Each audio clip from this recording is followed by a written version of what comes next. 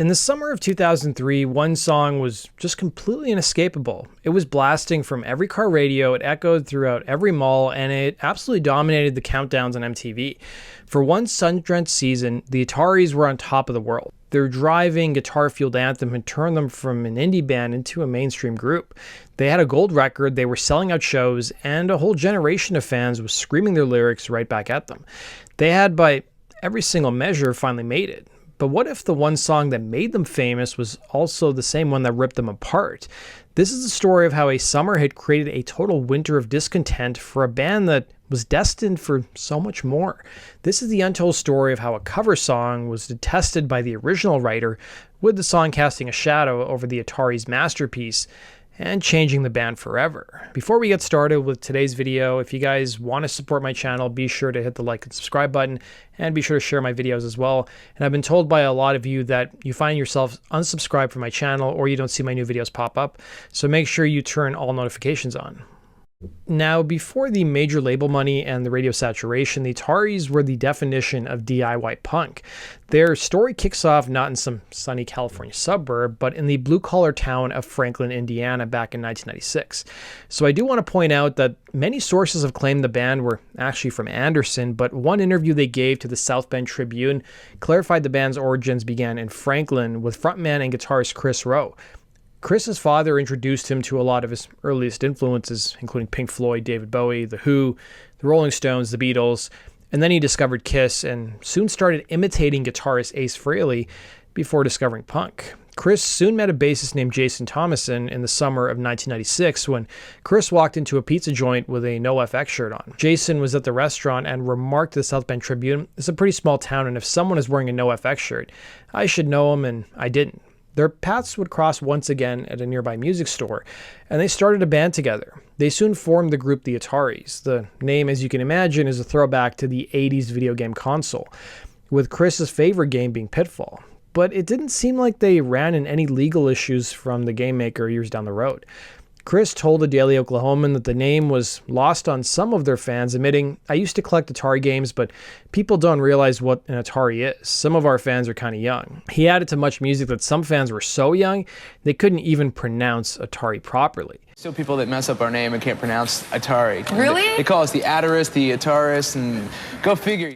Kris soon quit high school at the age of 16 and focused solely on music. Now, you may be surprised to learn that his parents supported his decision, provided that he worked day jobs to support himself. He spent his off hours recording songs on his 4-track recorder in his bedroom. Kris's early lyrics would be based on his own personal life and his interactions with women. Kris told the South Bend Tribune, "I just like being in love. Other people like getting high or drinking. For me, I like being with my girlfriend." Both Kris and Jason started attending shows in nearby Cincinnati, Indianapolis, and St. Louis, and it was at one of these shows that the Ataris got their first break. They went to an Indianapolis show sometime in 1996 or 1997 that featured the Offspring with the Vandals. The pair's demo tape got passed to a roadie who then handed it to the Vandals bassist Joe Escalante, who just happened to be the owner of the newly established label Kung Fu Records.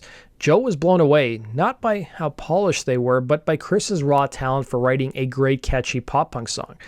Within 3 to 4 weeks, Kris got a letter from Kung Fu Records wanting to sign the Ataris.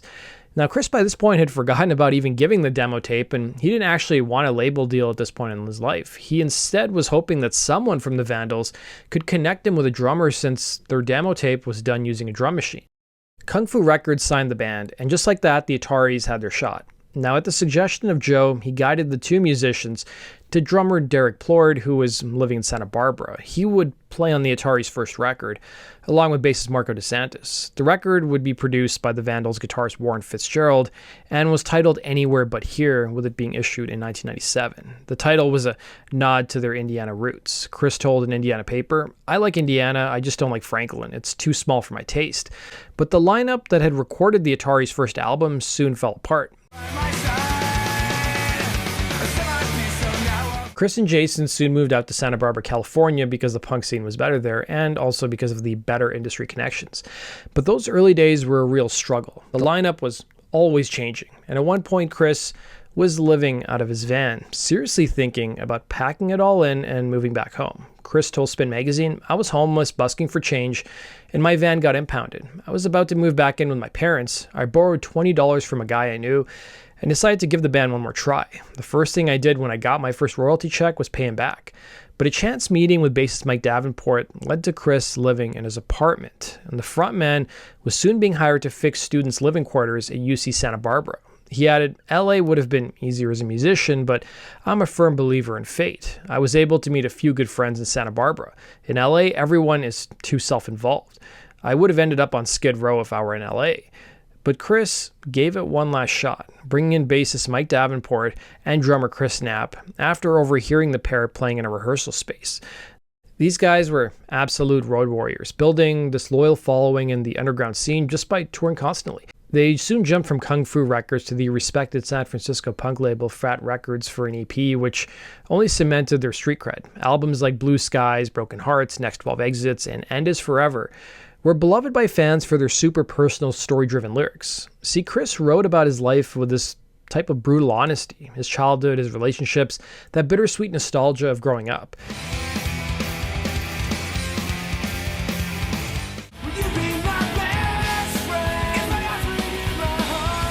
By the early 2000s, they were developing their name in the punk world, touring with giants like Blink-182. Following the release of End Is Forever, the band had collectively sold, and I want to point out the estimates vary quite a bit, anywhere between 100,000 to 300,000 copies of their albums so far. Either way, with numbers like this, it made them one of the most successful indie rock acts at the time, and soon enough, major labels were courting the group. They signed a deal with Columbia Records because they claimed the label understood the tight bond they had formed with their fans, including allowing them to operate their own website and reading and responding to every piece of fan mail that they got. The move to Columbia Records really came at a perfect time. The early 2000s were the absolute peak of the emo and pop-punk explosion. Bands like Jimmy Eat World, Blink-182, New Found Glory, and Good Charlotte were all over the airwaves and on MTV. The Ataris, with their mix of pop-punk energy and raw, heartfelt lyrics, were perfectly positioned to join them. The inspiration for the group's fourth and most commercially successful album, So Long Astoria, was a book by Richard Hell called Go Now. Hell played in a band called Richard Hell and the Voidoids, and Kris told the Boca Raton News, "There's this one chapter where he said that memories are better than life. I just had this whole theme that I wanted the record to portray, that life is only as good as the memories we make." The title was also a nod to one of Kris's favorite childhood movies, The Goonies, which was filmed in Astoria, Oregon. He added that his own songwriting was less about his own personal relationships and more about family and friends. Kris added to the Las Vegas Weekly, "I feel like I started to learn how to hone in on my talent and make songs the strongest they can be. I think it's a straightforward rock record that got a lot of people outside the world of alternative or power pop or punk rock into our band."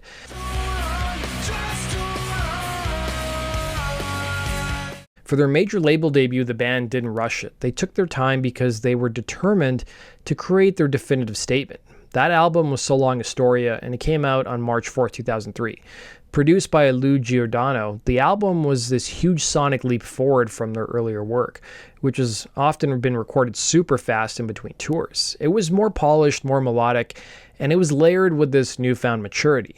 This was not just another collection of fast punk songs. So Long Astoria was a cohesive, deeply thematic album. It was a record about growing up, about memory, and about the ache you feel when you leave your youth behind. The lead single, In This Diary, was a perfect slice of power pop nostalgia, an anthem about looking back at your life through old pictures and memories. The lyrics were earnest, detailed, and something everyone could easily relate to. The song was issued 1 month before the album dropped, peaking at number 11 on the American Alternative chart.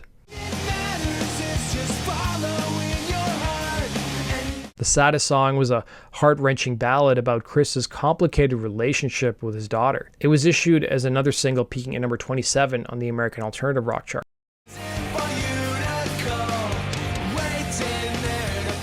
Songs like My Reply were a direct emotional response to a fan who was dying of cancer at the time, which just shows you the profound connection that the band had with their listeners. Each track felt like a chapter in a bigger story, this meticulously crafted narrative that felt like the culmination of everything the Ataris had been working towards for years. The title track deals with cherishing your memories, while Takeoffs and Landings deals with several of the members' fear of flying.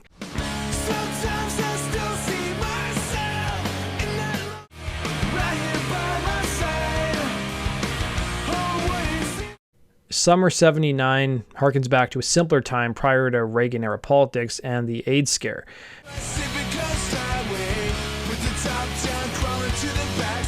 Radio Number 2 was written as a sequel to Radio Sucks, which was actually used by Apple in some iPod commercials. The song asks listeners to look beyond the FM dial to find great music.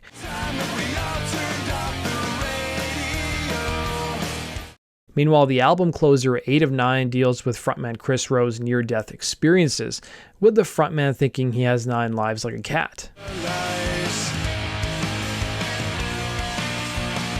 Bassist Mike Davenport would later say that So Long Astoria was their absolute peak as artists, the moment where everything they'd been through just came together and created something incredible. The album was a critical and commercial success, eventually going gold in the United States. It was praised for its sophisticated songwriting and emotional depth, and it was by all measures their masterpiece. The band had done it. They transitioned to the mainstream without losing the heart and soul that defined them. They had an album full of original, deeply personal songs ready to define their legacy, but there was another song on the album, track number 10 to be exact, that nobody saw coming. An afterthought, really, and it would change everything. This was a song that broke the band. It was their cover of Don Henley's 1984 classic, The Boys of Summer. Kris told the Miami Herald that the Ataris covered the song because of his grandmother who lived in Largo, Florida, admitting, "Every summer my parents would fly to Largo, Florida. I was 8 and the song was really huge on radio. I asked my grandmother to go out and buy that record. It always reminds me of summer." The song ended up taking on a new meaning when Kris's parents split up, adding that it helped him through this difficult time in his life. Kris's grandmother ended up passing away in 2002, and the song took on a new meaning, being a tribute to her. The song was included on So Long Astoria really as an afterthought. The band's manager even tried to talk the band into not including the song. But the band thought no one would really focus on it, and then maybe someday down the road it would end up on a film soundtrack, and they had no plans to issue it as a single. The legendary Los Angeles radio station K-Rock got a hold of the album and, against the band's wishes, started spinning The Boys of Summer. The reaction was immediate and it was overwhelming. The Ataris' version had transformed the original's moody, synth-heavy nostalgia into a driving pop-punk anthem for a whole new generation. It was faster, it was louder, and it would just crackle with its youthful energy. Around the time the song blew up, the band and label originally planned to release the song My Reply as the second single.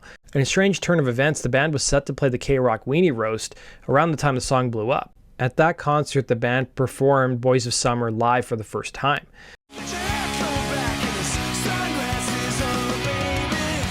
Now, a lot of people who have heard the Ataris version didn't realize it was a cover. The song was originally written by Don Henley and Mike Campbell of Tom Petty and the Heartbreakers. One of the most brilliant changes the band made was totally subtle, but it was pretty crucial. They replaced the Grateful Dead reference with a reference to the punk band Black Flag. It was a perfect nod to the iconic 80s punk band, a tiny change that made the song feel like it belonged to their own scene. Columbia Records, seeing this explosive reaction, quickly pivoted and made it the official second single. The song became an absolute monster. It shot to number 20 on the Billboard Hot 100, it peaked at number 2 on the alternative rock chart, and number 36 on the mainstream rock tracks chart. It was in heavy rotation on MTV, and it was just inescapable in the summer and fall of 2003. Suddenly, the Ataris weren't just a successful pop-punk band, they were a household name. But this is where the dream started to curdle. The shadow cast by the Boys of Summer was so immense, it just blocked out the sun for the rest of So Long Astoria. The album they had poured their hearts into, an album filled with their own stories, was now almost entirely defined by a cover song. They became, to the rest of the world, the band that did The Boys of Summer. The irony was crushing. A band built on authenticity and personal storytelling was now famous for someone else's song. To make it all worse, the original songwriter Don Henley was not impressed. While his co-writer Mike Campbell was complimentary towards the band, Henley was not, and he was pretty dismissive. He told the Montreal Gazette, "I wasn't upset enough to do anything about it," referring to the lyric change. "I just went, okay, fine. And if you noticed, we haven't heard much from the Ataris since then." He added, "I mean, they wrote some songs very poorly. They were not very good songwriters. And they put out an album, and the only song that people would want to hear when they did a concert was Boys of Summer." The narrative was set. The Ataris were a one-hit wonder, a flash in the pan who got lucky with a cover. The hit that had launched them into the stratosphere was now an anchor, weighing them down, erasing the identity they'd spent nearly a decade building. Bassist Mike Davenport told the Edmonton Journal in 2004 about the success of the Boys of Summer, recalling, "To a lot of people, that's all we are, and that's not what we wanted." He added how the band even stopped playing the song for a period of time, growing sick of it, adding, "It's love-hate, man. I guarantee I'll never put a cover on a record again."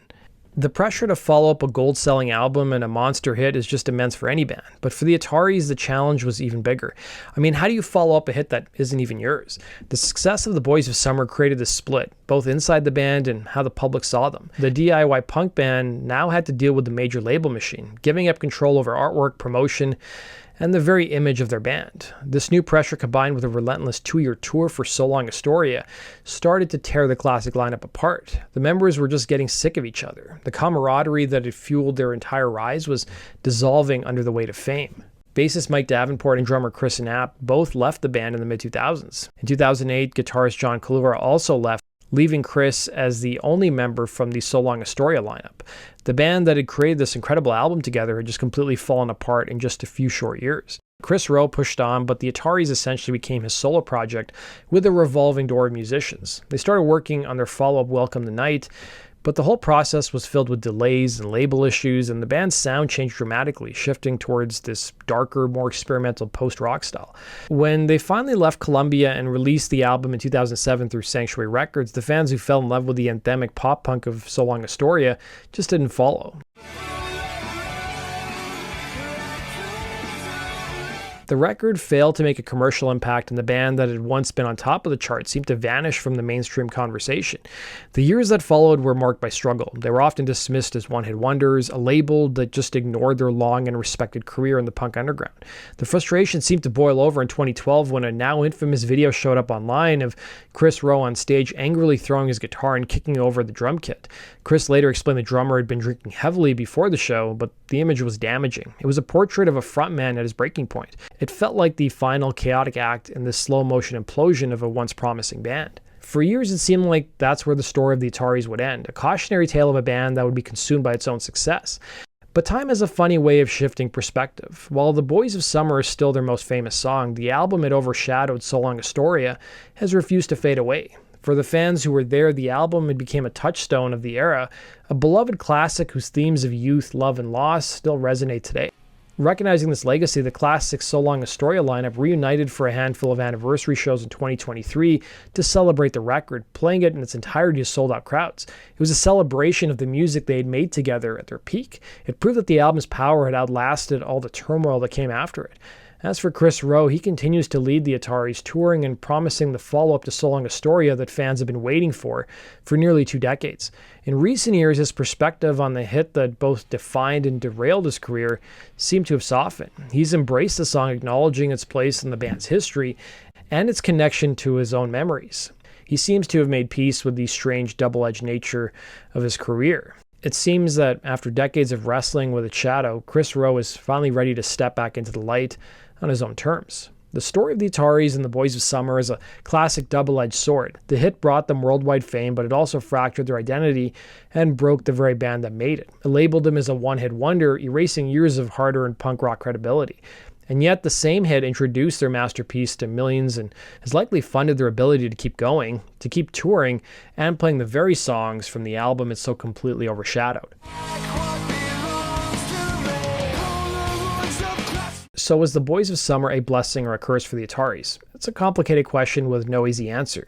Let me know your thoughts in the comments section below. That brings us to the end of today's video, guys. We'll see you again in Rock Roll True Stories. Take care.